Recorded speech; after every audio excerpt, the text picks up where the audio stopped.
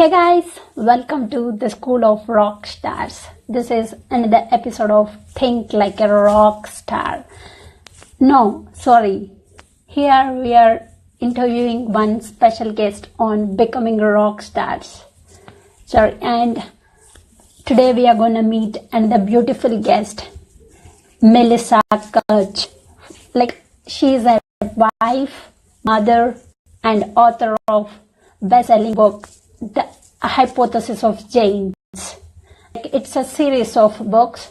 First one is The Assumptions, second one is The Change Agent, and the third one is The Control.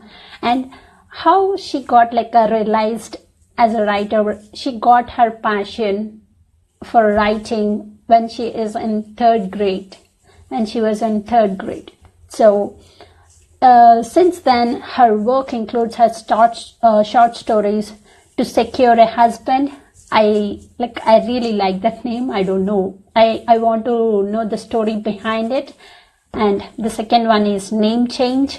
And the third one is Cloud Pictures in the Sky. So they are now available on Amazon.com. And she is the author of The Hypothesis of Change. It's a series of books, 3 books: The Assumptions, The Change Agent, and The Control. So I'm super excited to know more about her author journey and how she balances both work and the family life. So I'm super excited. She's in the house. Let's meet her.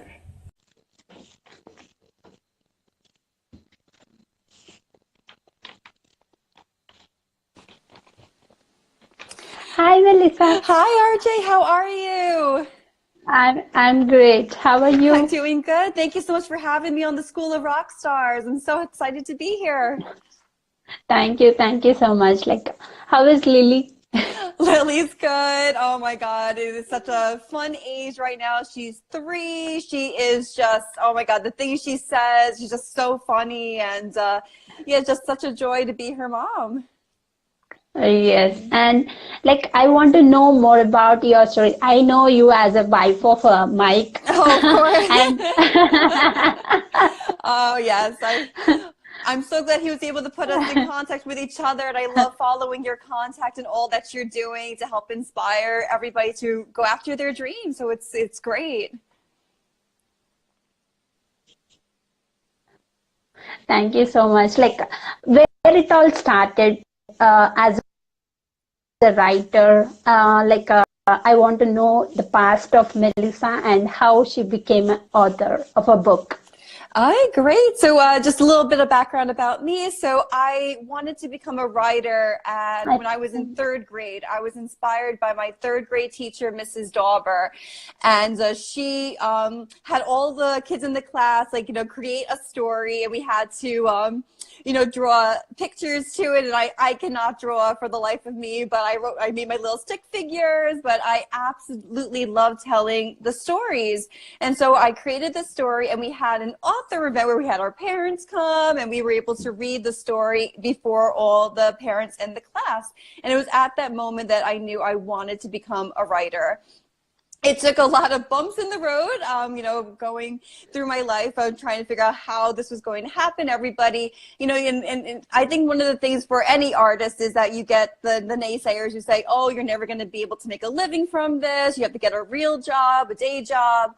So I said, okay, so let me see another path. Maybe it could be still a little creative. So I went to St. John's University, and I ended up pursuing business and communications. And I ended up in a career path for advertising. So it was media and advertising, and no creativity really there. I was on the client services side. So I was able to build my skills, my presentation skills, and working with clients, which was great. But, in the meantime, as I'm on this career path where I'm working my way up the ladder and thinking this is my new goal, this is my path for me, I was still writing on the side. I was writing plays, and I was performing them in New York City, which was great for the Strawberry One Act Festival, and being able to see your work performed is just incredible.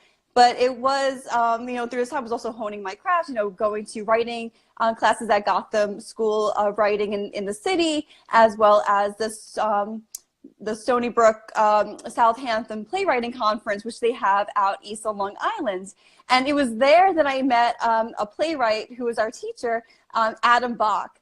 And he went down the line of people, I'll never forget this, and he went down everybody and said, "You're a writer," and he wanted us to repeat it back to him. So I said, "Yeah, I write on the side, I always loved writing, but, I have a day job." And he looked at me, he's like, "Do you write?" I said, "Yes." "And you have your work, you put your work out there?" "Yes." "You're a writer." And it really hit me, and I said it back, and I was really strong and confident about it, saying, yes, I am a writer. This is what I want to do. So I'm on this career path on advertising, but what I really want, what I'm really passionate about is writing. And it still took me some time to really understand what that meant, but it was 2 weeks later that I wrote the first page to my series, The Hypothesis of Giants. So I'm so grateful, because you just never know where you're going to be inspired or who is going to inspire you, whether it's from mentors like you or from other people that you meet along your journey. And the interesting name, I saw your short stories names, To Secure a Husband. Why you named it? That name actually came from a friend of mine. We were talking about, boy talk, and she was saying, I just want to, secure a husband at this point. She was just like wanting her husband, her boyfriend at the time, to commit already, and she wanted to secure her husband. And I said, that's such an interesting title. And there was a Jane Austen contest, and I absolutely love Jane Austen, Pride and Prejudice, one of my favorite books. And I said, oh, what the hell, let me try for this contest. So I created a story called To Secure a Husband. And it was great just to be able to submit this story out there. And I ended up publishing it on KDP, which is Kindle Direct Publishing, just to be able to share that story with the world. And that was really one of the first stories that I put out there before even Hypothesis of Giants was done, to start to tell the world that this is who I am, this is who I want to be, and starting slowly to introduce myself as a writer, and not just, hey, I'm Melissa, advertising professional and wife and soon to be mother. There is this other part of me that is screaming out screaming out to the world that this is who I am. And you started small with the stories, with the small story books. Yeah, so I think when people think, oh, how do I begin? How do I get started? You're not going to be J.K. Rowling tomorrow. I really hope that one day you will be as wonderful and as great a writer as she is. But it starts out with just that first step, and I think that's what people forget. It's saying, okay, well, here's a story. Let me put it on KDP, which is free. You're able to, as long as you do the work, you get the story, and then you publish it and you're able to share it. Then it's still up to you to do the marketing, to still create your website, to do a lot of that work on your own, to promote yourself, build a Facebook page or Instagram page saying that, hey, I'm a writer, these are the type of things I'm writing, just to share it with people. Some people will like it and some people won't, but that's life. And you just got to keep growing as a writer. What I wrote 10 years ago is, yes. I read back on that, I'm like, oh my God, what was I thinking? Just because of even life experience changes you. As a mother, I've changed. And I told my husband, Mike, that book 4 of this series, as it's crazy, we'll get to it probably a little bit later, but I would never have been able to write this story if I hadn't become a mom. And if I hadn't become a mom, I wouldn't have been able to write the story that I was meant to write.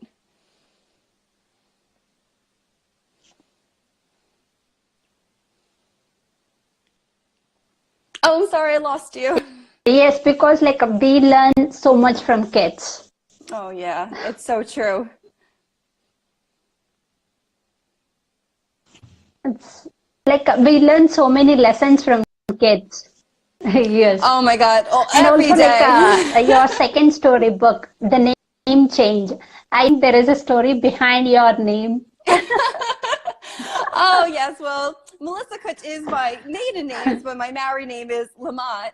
So I had to go through, oh my goodness, like the whole thing with the DMV and having to change my name and what an ordeal that was. And I thought it would just be fun to document this in a comical, fictional format. So I ended up creating the name change, and that was just really fun just to be able to share that story about some of the challenges we face as women to have to change our name after getting married. I like to tell my husband, you know, this could have been you. You could have taken my name, but you know, just it was I finally came around that I will change it, but I'm still committed to Kuch for my author name. So it's nice. I have a little compromise for both.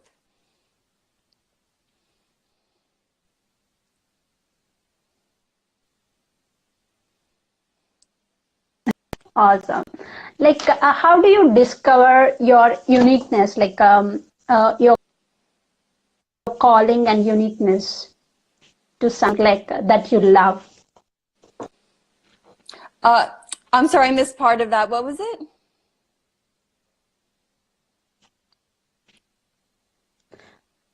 Hello. Yeah. Like, how cover your calling and uniqueness? Like, each person has their unique talent, right? Like, how do you discover it? For me, I think the biggest thing for me is to stop being afraid and to really believe in myself and my abilities. I think it took me a long time. I think for a lot of people, when you do have a talent, it does take a while to really believe in yourself and to put yourself out there. It's scary. It's scary to sometimes put your heart and soul out in a story that you poured so much of your love into, and to, you know, share it to the world and, you know, not know what to expect, if they're going to judge it or if they're going to like it.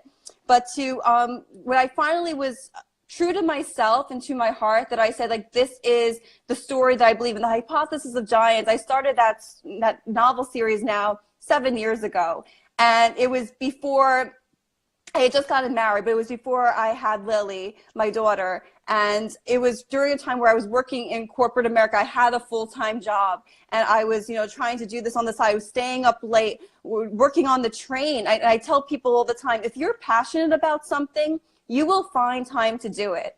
Because people ask me all the time, how did you do it? How did you do it? Especially even when I became a mom, how did you have time to write a novel, a novel, the Change Agents I wrote when I just had Lily, and she was a baby, and I was working the long, crazy hours in advertising in New York City, commuting, and I did it. You know, you find time. It was my escape at the time also, to escape from the life that I didn't really want. I didn't want to be working in advertising. I wanted to be a writer.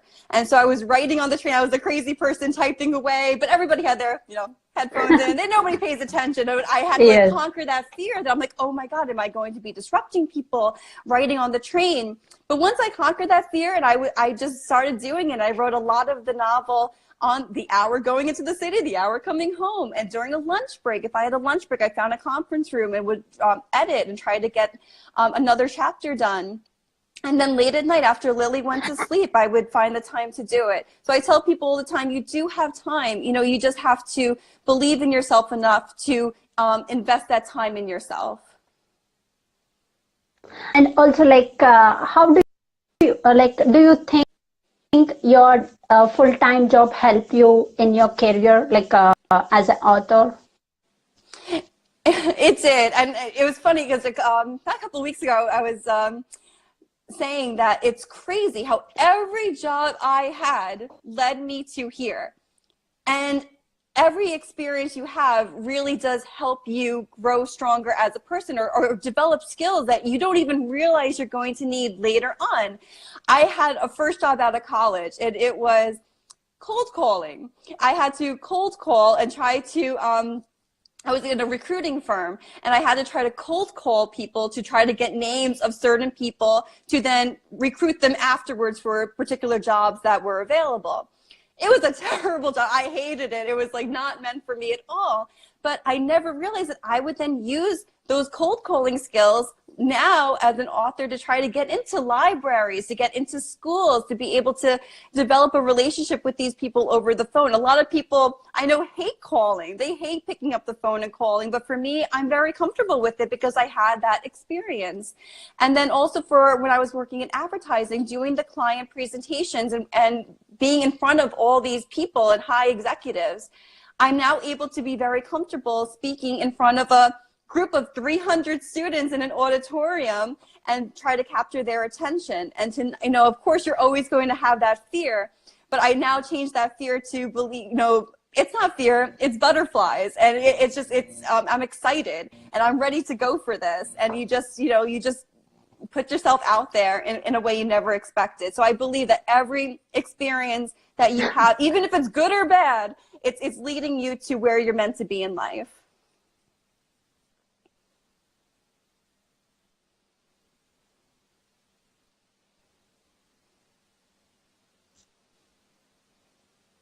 Yes, because like every experience is like a lesson for the next journey that we start. Absolutely.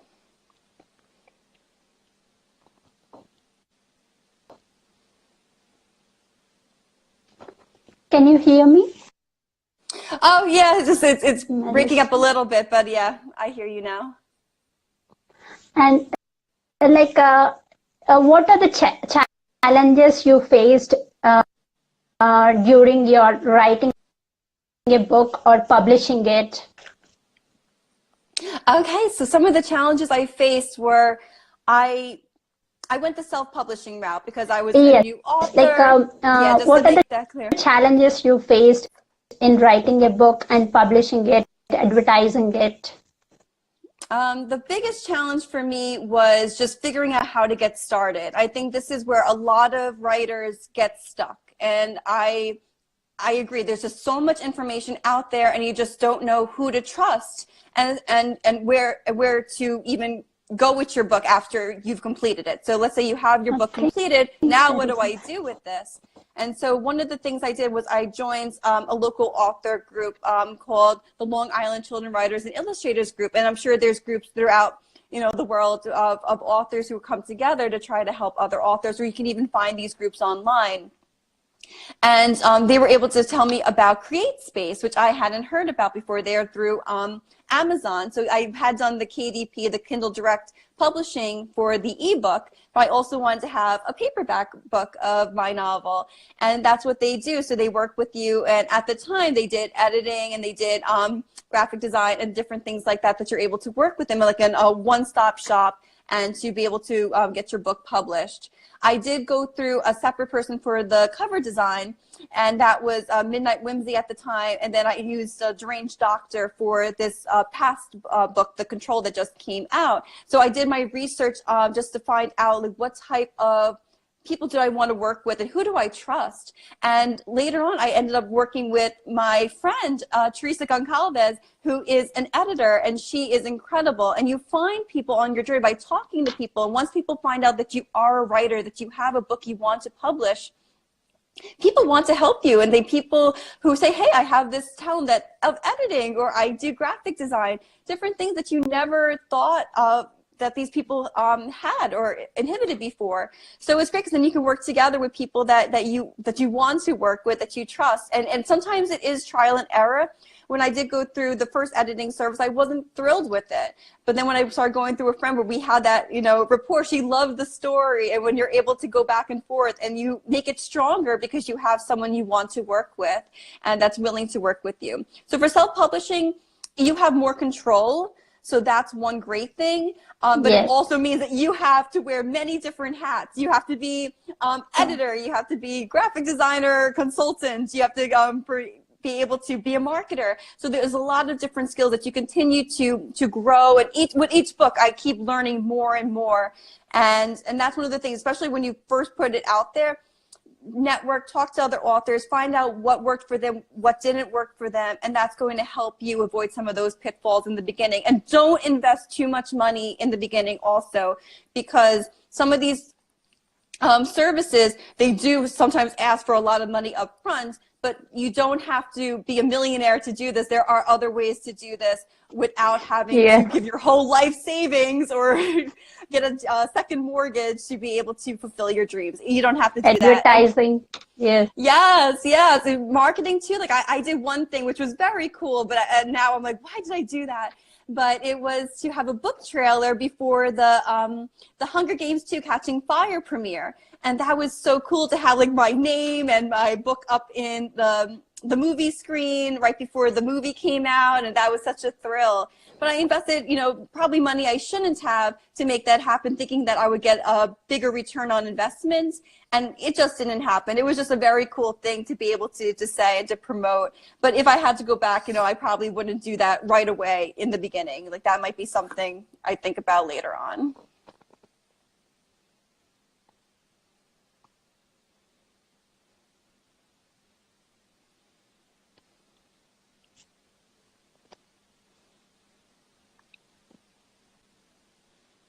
Oh, I'm sorry, I lost you again.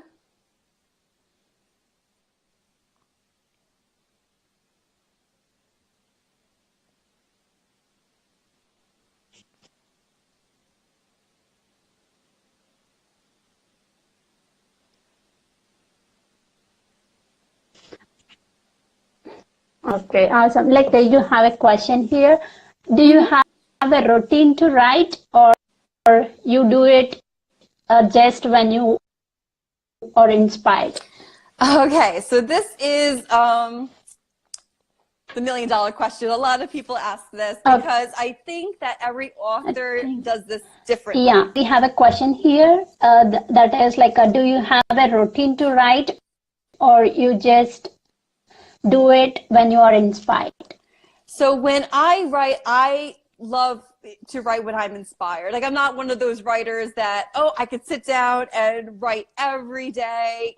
I just, it's not for me. Like, but when I'm inspired, there's no stopping me. Like I'll be writing as much as possible. Like I'll tell my husband, don't bother me. I got to get this done. And I'll be working till like 2 o'clock in the morning. And that's great. And I just love when that happens. But it doesn't happen all the time. And sometimes you do have to sit down and write, and you just write whatever comes to mind, and then just see when the magic happens, it'll happen. And I do some things with my workshops. I do writing workshops for schools as well as for libraries, and we do writing exercises. And I think this is so great because when you do have those moments where you feel stuck or you have writer's block, then if you start doing one of these writing exercises, it could be completely different than anything you've ever written before. It could be a fun, like cheesy romantic share, and then you have to come up with a story from this pick flowing. I lost it. I think it's dead. Can you hear me now? I can hear you. Can you hear me? Yes. Oh, wonderful. Oh, great. So just to finish that thought, whatever works for you. Don't feel that you have to write every day if you're in a routine, or if whatever works best for you as a writer. Just, if you want to do a routine, great. If not, just try to make sure that you're writing as much as you can whenever you can, especially if you are a working mom or a working father, that you will have time to do it. And, just keep going. Don't let anything stop you.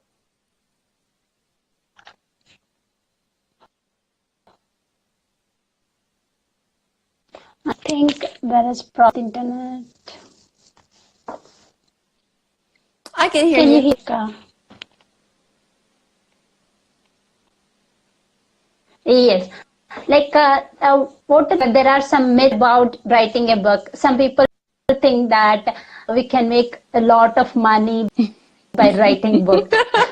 But what are your thoughts about it?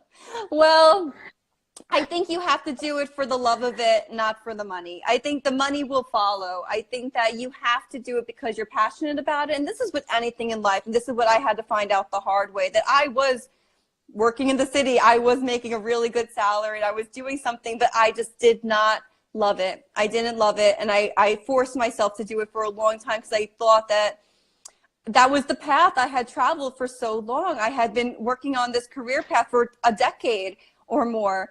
And how could I just go away from it? How could I just take a step back and follow this dream that everybody had told me, oh, you're never going to make a living from this, even though I felt deep down that this is what I meant to do.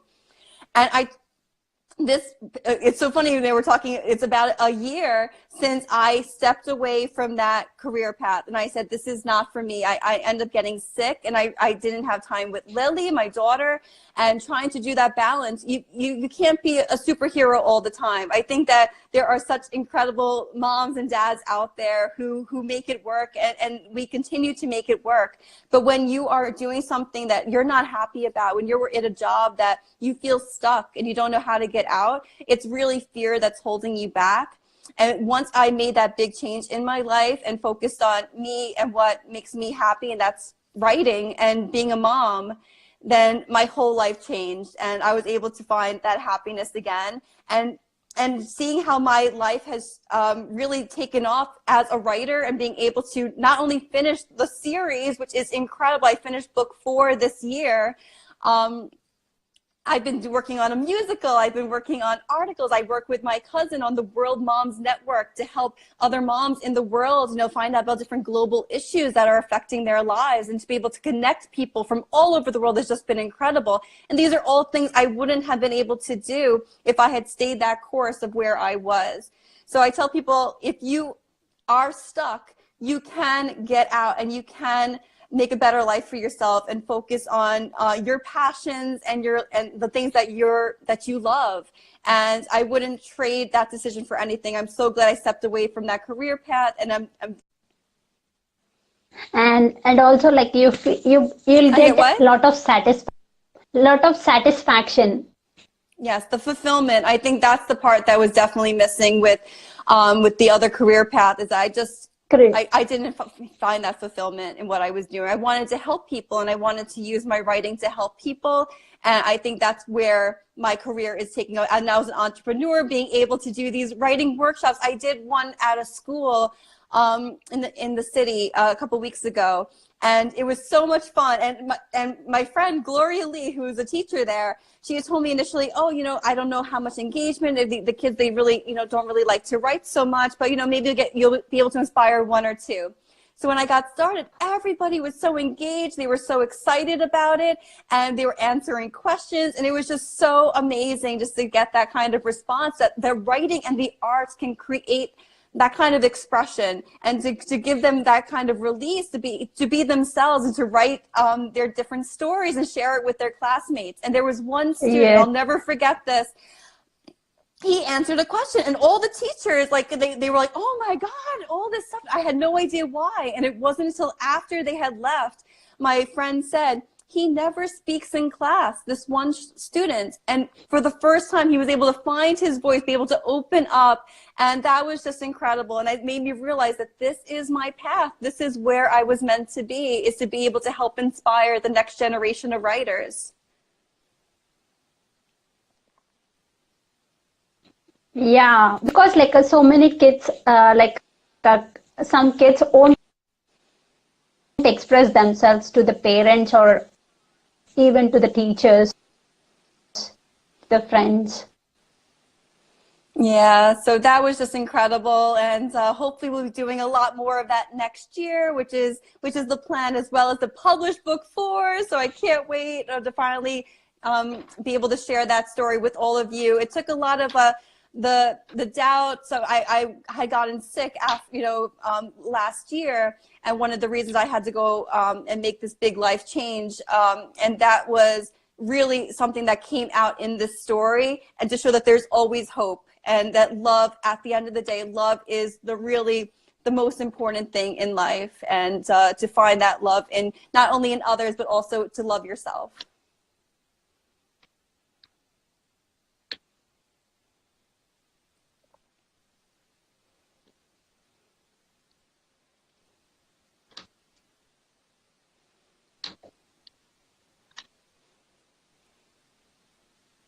Oh, I'm sorry, I didn't hear what you said. And what is the name of your 4th book in the series? The fourth book is called The Integration, and it's the final book of the Hypothesis of Giants series. I still can't believe it. When I wrote the last line in the book, I just started crying. I couldn't believe, because what a journey it's been for the past 7 years, being so invested in these characters. What is the name of your fourth book in the series? Oh, it's called The Integration.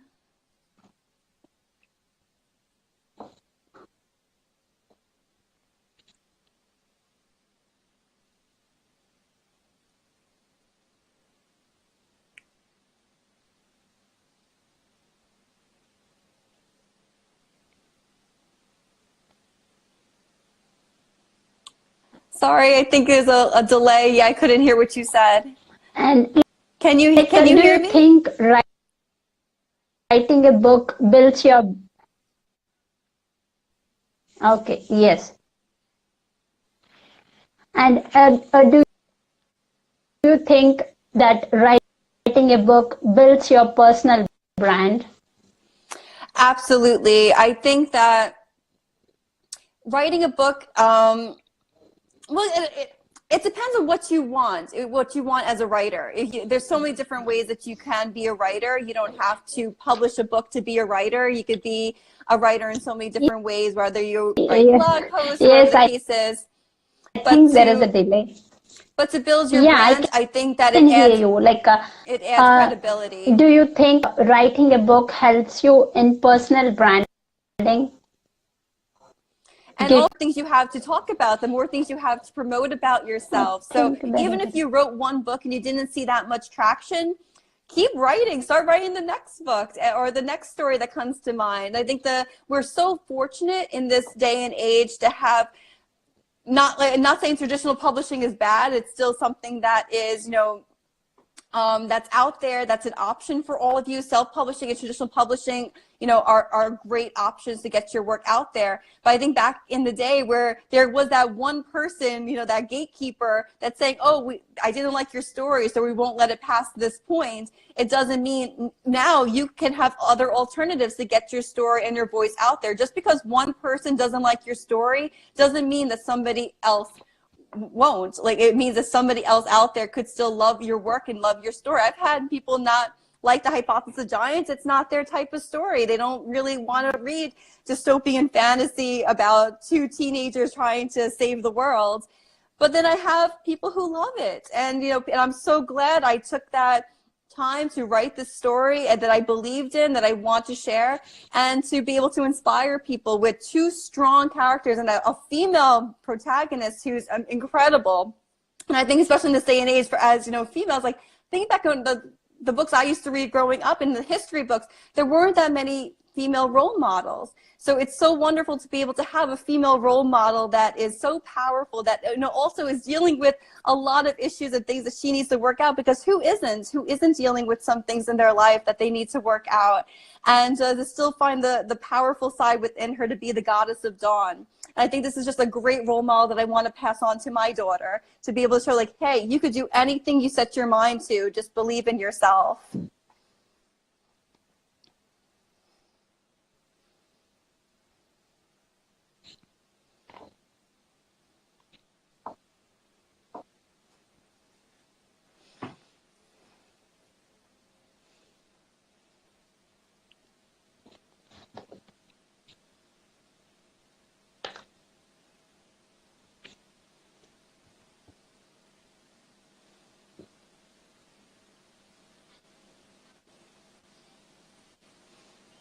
And we have a question.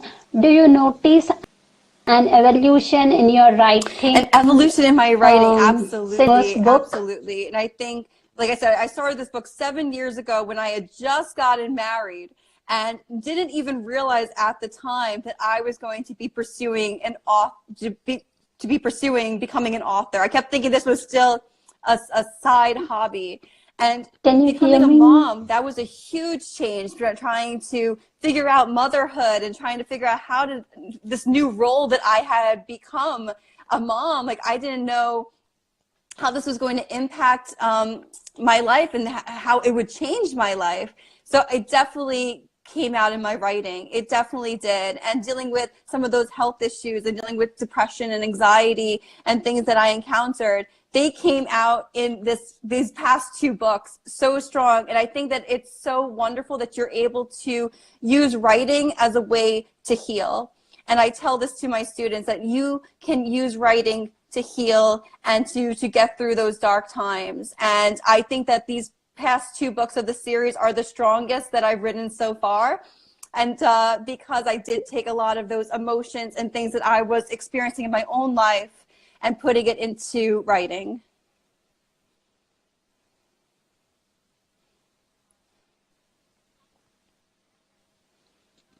Awesome. And is there any insecurity? What is my biggest your insecurity? biggest insecurity? My biggest insecurity, I think it's trying. I want to be.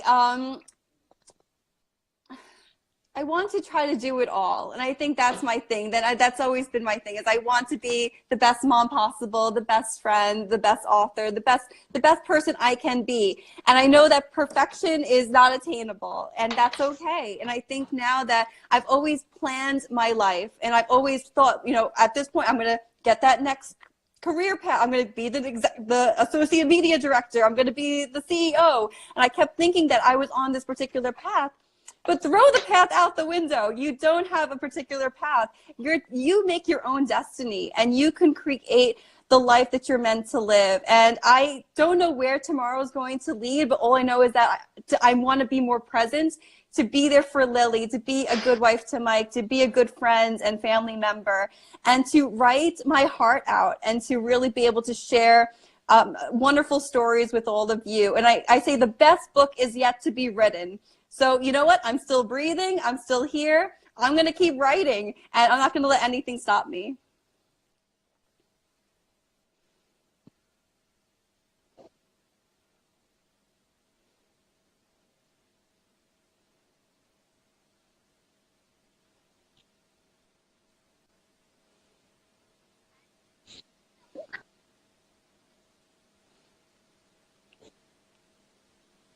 Oh, I'm sorry, repeat that again? And do you think that self-doubt can actually help you to improve, and hurt? And how? And I think this is a problem that a lot of authors face, is that we all experience self-doubt. Every author experiences this, so don't think you're alone. You're not. Believe me. I think I encounter this every day. Every day, even after publishing and putting my stories out there, I still think, am I good enough to be doing this? Why do people care about what I'm writing and all this stuff? We experience this, and you got to rise above it. You need to fight through it. I love Mel Robbins. I think she's such an amazing woman and influencer. And she said in her book, Stop Saying You're Fine, which I love this story. There's the chicken and the jerk. And the chicken is always constantly in your head saying, oh no, you're afraid, like, step back, you can't do this. Then you have the jerk, saying, like, cursing you out, saying, who do you think you are, and all of this. And now that I recognize them, it's so much easier to be like, screw you, like, I'm going to keep doing this. Like, this is me, and I have to now just push through that self-doubt and do what makes me scared. And that's another great thing. If you feel scared or you have fear, that means you need to do it. That means you need to go ahead and do that thing that scares you. And you will shock yourself. You will shock yourself because you will think that the floor is going to cave out beneath you, or something's going to happen that's going to be the end of the world. And then you'll see that powerful side of you that said, wow, I achieved this. I did this. And it's going to help you to move forward with the next goal or the next accomplishment.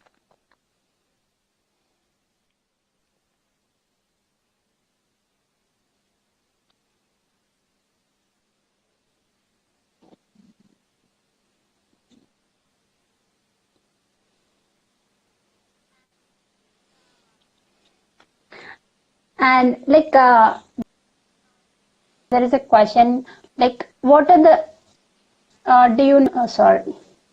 what are the resources do you suggest to improve writing? I think you need to write. I think that's the biggest thing. You need to write.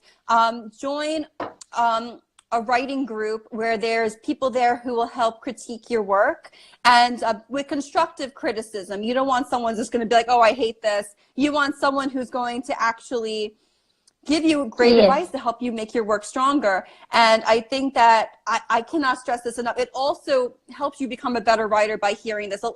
I had to develop a thick skin. And I think all writers, singers, musicians, like we all put ourselves out there in ways that a lot of other people in different professions don't. And we can feel vulnerable. And so by developing that thick skin, being with a group or with a network that you trust, and it doesn't have to be a group, it could be a friend, it could be a family member, it could be somebody that you believe that will give you constructive criticism to help make your work better. And then you can then move forward from there. So I think that that's the best advice. Get the constructive criticism, keep building your skills. Like I'm still growing as a writer. I'm still trying to work with, different genres, like, trying to advance outside of maybe just fantasy and doing, like I said, a musical or doing romance or a gothic romance that I just finished this past summer, and doing something outside the box. And I think that's going to make you stronger as well, where you're not in just like this small niche. And I think that's something with the traditional publishers, which they want you just to keep writing that same story or the same genre because it sells. But it may not be your best story. You might be wanting to write a horror story. You want to write something else that you're inspired about. So I think that you need to trust yourself and trust where your soul and your heart is telling you to write. And don't be afraid to try it. It's fun. And you might even look at the end of the day and say, what was I thinking? But it's making you stronger, making you better. And yeah, just keep going with it.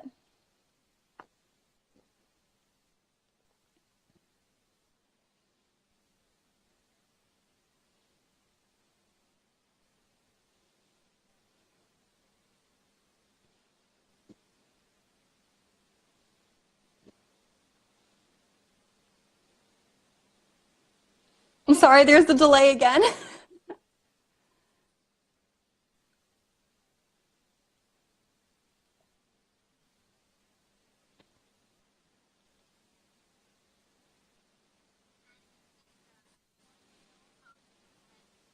And I want to know, how do you Oh, met wow. This Mike? is a pretty funny story. So I met Mike, my husband, Michael Lamott, singing karaoke. So I had just gotten back from Italy. I had been studying abroad in Rome my final semester at St. John's University. My now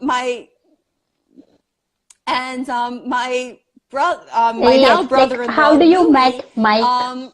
was dating my sister at the time, and he said, oh, let's all go out to King Yum, which is this karaoke place, Chinese restaurant out in Queens, New York. And I said, sure, that sounds like a lot of fun. And he ended up running into Mike. They had been childhood friends. They had gone to school together in Astoria. And he said, hey, Mike, why don't you come out tonight? So Mike came, and I was like, who is this guy? Like, who's this, why is he here? But whatever, he's cute. And so we all started singing karaoke, and I love singing karaoke. I love making a fool of myself. And at one point he got up and he sang Piano Man, and it caught my attention. And I said, oh, he's not afraid to make a fool of himself. This guy is worth talking to. And we just hit it off from there. And it's great. It's been a great relationship, because not only do we just love each other to death, we also are partners in life. And for him fulfilling his dreams and for me pursuing mine, I couldn't have asked for a better person to have in my corner, to be my supporter. And no matter what crazy idea we have each other's back, and we know that we could get through anything together.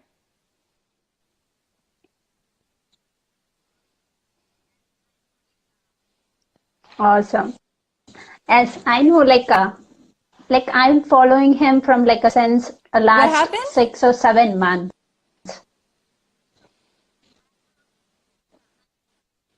No, no, no. Like I have, Oh, yeah. I'm following him like a Michael Oh, from yeah. when he attended Oh, yeah, no, he Evan's always says such Carmichael's great things workshop. about you, and says how much you've grown in just a short period of time. And it's just been so great to be able to follow you and all your wonderful content.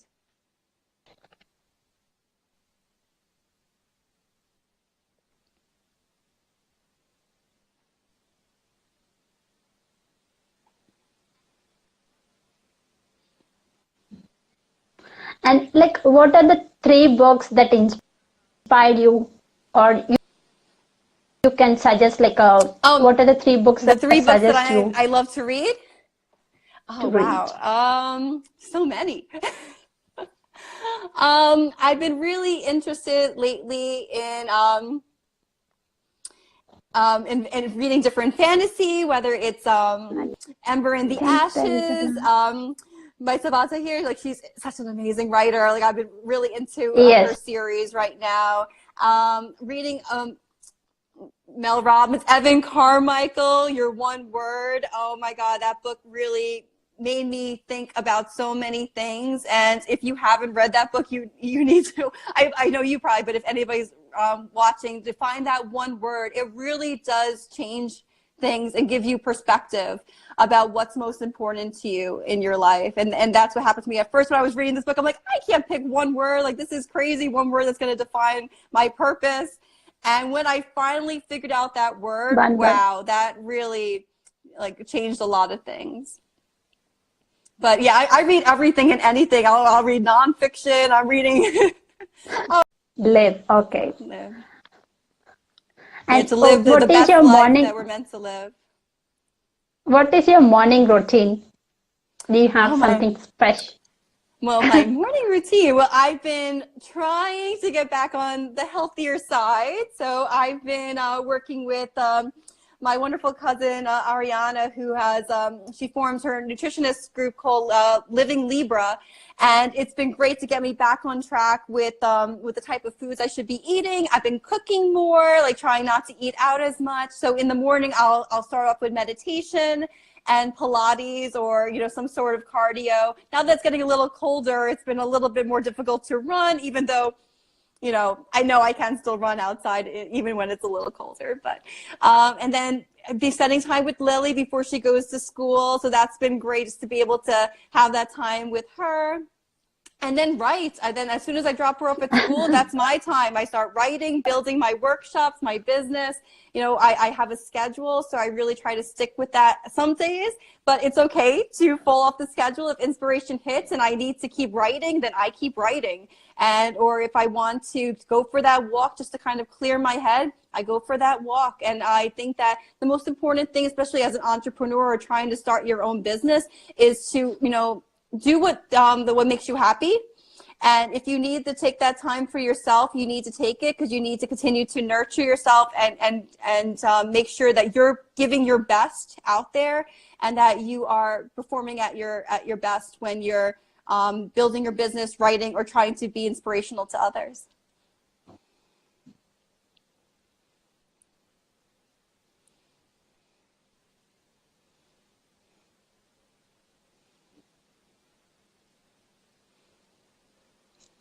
And like, how do you balance your work life, and also like, how do you balance your entrepreneurship and the free? Oh, it's not easy, as any parent will say. Yeah, no one ever said having a kid was easy, right?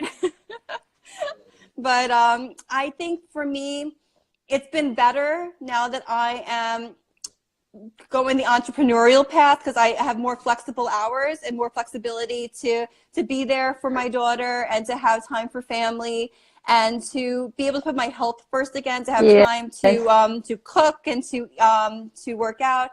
But when I was working in the city, you just find that balance. You find what works, and you have to plan things ahead. Like I would do a lot with the crock pot, like, plan meals ahead, so I still was eating healthy, but have all that prepared the night before, or have the meals planned so that I know what I'll be eating that day. And doing a lot of that work on the train. Like I said, I finished book 3 and 4. Like I wrote a lot of that while commuting. When I was working in the city. And so you still have that time. So instead of just sleeping or listening to music, you could be working on your business or where you want to go in life. And that's what I was doing. And you just find something that works for you. And it's a lot of, sometimes it's hard, and you feel that stress and that pain, but just know that, you just have to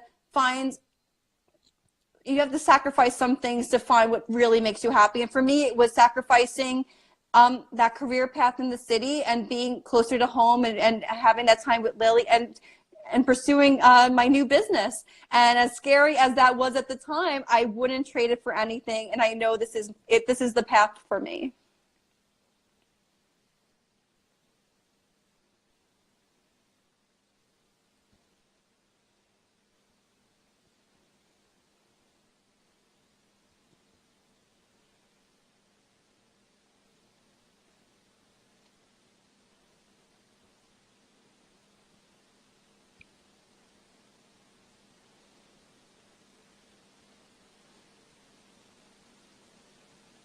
Oops, sorry.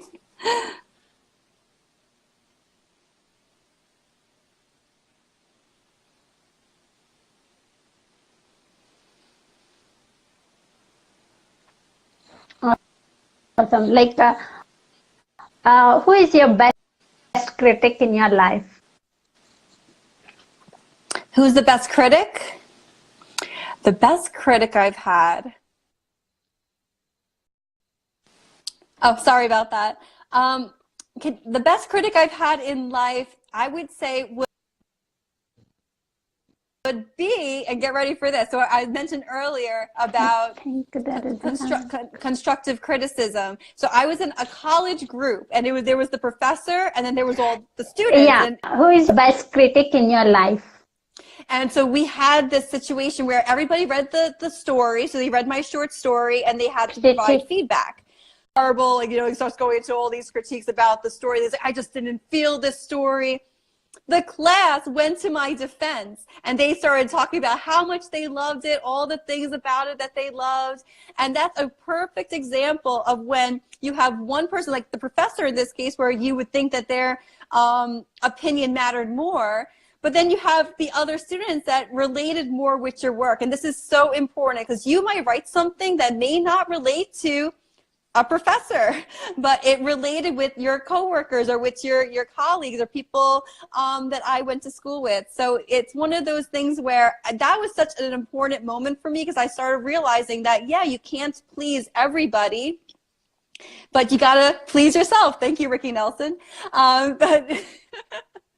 But yeah, but it's true. You do need to please yourself and write the story you want to write, and don't feel like you have to write it for a particular target, or, oh, you have to write it for millennials, or you have to write it for this particular age group. Write for you. And that's what I do. I write for myself first, and then the marketing, that comes into play later about who you want to market it to. For me, my series is a young adult series, so for that audience. But I have 60-year-old people who love it. I have 30-year-old people who love it. I have a 5th grader who loves it. It's one of those things where I was shocked that I kept thinking, oh, I had to be in this one little genre, but it's a story that's for everybody. So write the story that you want to write, and then the rest will follow.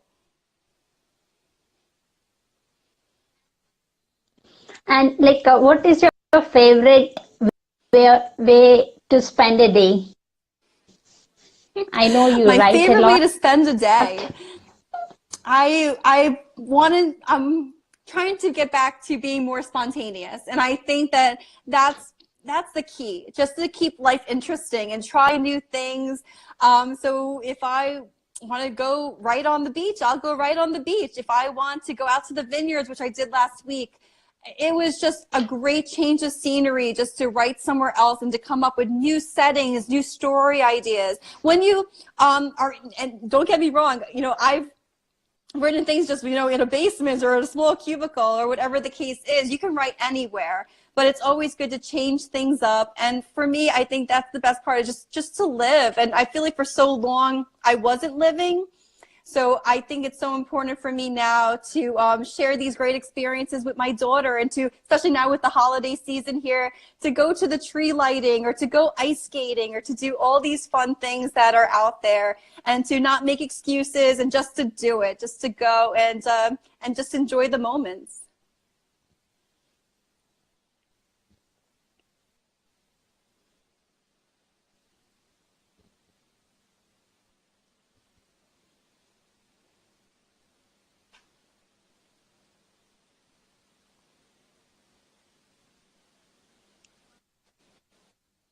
Awesome. Like, what is your last advice to upcoming writers or who are pursuing My their advice, dreams? there's a quote from my first novel, The Assumption, and it says, "Sometimes it takes a little madness to fulfill great things."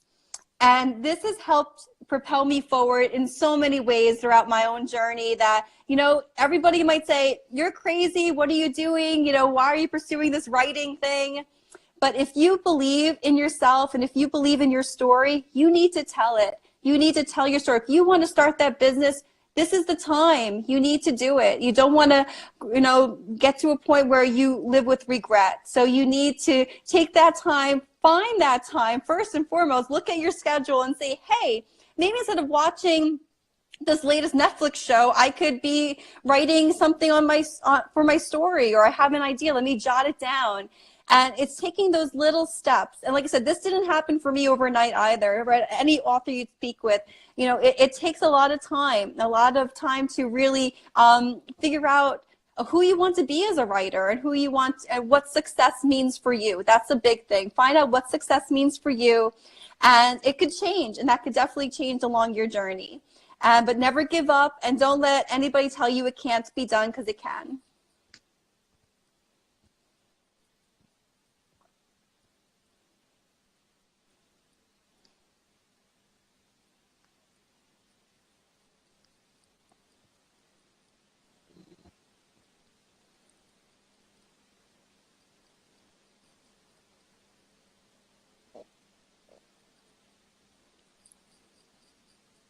Sorry, there's a delay again.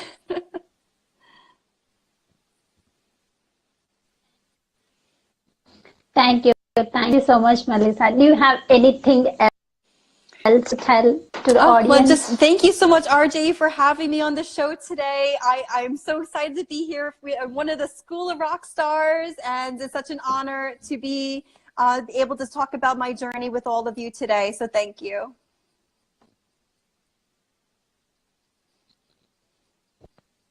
I think it's delayed. Yes, yes. Like, do you have anything like a last Bye. thing to tell to the audience? I think I have all, like, I asked all my questions that I have.